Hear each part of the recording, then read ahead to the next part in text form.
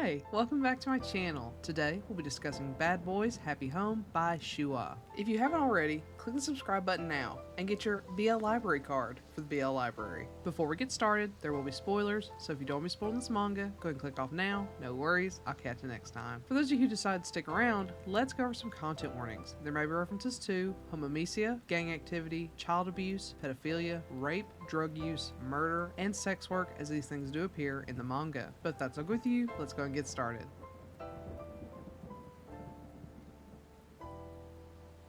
Akamatsu is a bit of a wild child. Chalking it all up to puberty, he finds himself pent up with rage and frustrations over life. One day he passes by the park and sees another young delinquent hanging out there. The guy looks tough, and Akamatsu, brimming with energy, feels compelled to fight the stranger. So he calls the guy out and starts a brawl, which leads to Akamatsu being knocked out. Satisfied with this new outlet, Akamatsu returns day after day to fight this mysterious man, and he is only happy to oblige. Akamatsu is pretty happy with the setup until the day his sparring partner is forced to leave the park because his sleeping place, some large pipes, has been taken away. Faced with the reality that he won't be able to let out all of his pent-up energy on the man anymore, Akamatsu does the only thing he knows to do: offer the man to stay with him. The man ends up agreeing, and finally, after all this time, he introduces himself as Seven. So begins Seven and Akamatsu's awkward life together. As Seven and Akamatsu grow closer, their pasts start to haunt them, but even so, it only seems to bring them closer and closer together. Can these young men overcome their complicated pasts and forge a new future together?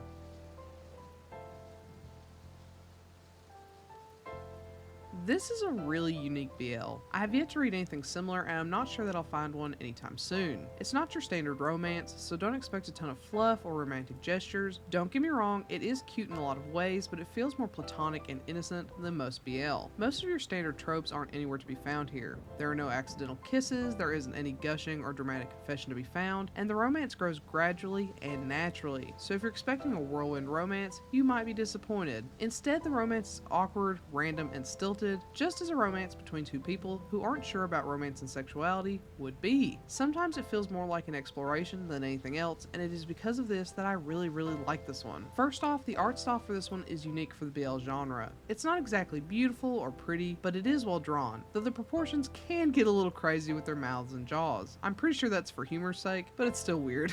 I'd say it almost leans on the side of realistic, not hyper realistic of course, but more than what I usually see, which is unusual based on all of the BL I've read. As for the character designs, I wouldn't call either of these guys attractive by BL standards, but that's what makes this so great. It feels more realistic, and I believe this story. The art style works for the story, and that's where this really shines and makes this a really interesting and fun BL. While we're on the topic of story, let's talk about how unique that is. Romance is not the focus of the story. I would actually say it's the subplot to the main story, finding their identities and learning about each other. This is very much a coming-of-age story between two young men, and in their exploration of themselves, they explore each other, finding their sexuality and love along the way. It's a realistic view of how naturally and casually sexual exploration can occur, and how that, in turn, could become love amid the chaos life can throw onto people. Yes, there is romance, but I don't feel like it's the focus. It's a vehicle that leads these two to find themselves and allow them to grow with each other. The worst part of this is the big trip out into nature. It was an attempt at comedy to push the two of them to finally confess their love out loud and to encourage them to have sex, but it was so silly it was hard for me to enjoy. The boys were silly throughout the series, but having a troop of animals they rescue and then, in turn, save them felt like a bit much to me. I would rather have something more subtle, but what can you do? It just felt so out of place. Again, the boys are silly, but that's endearing. The random animal rescue bits were overkill for an otherwise engaging, funny, and sometimes heartrending tale.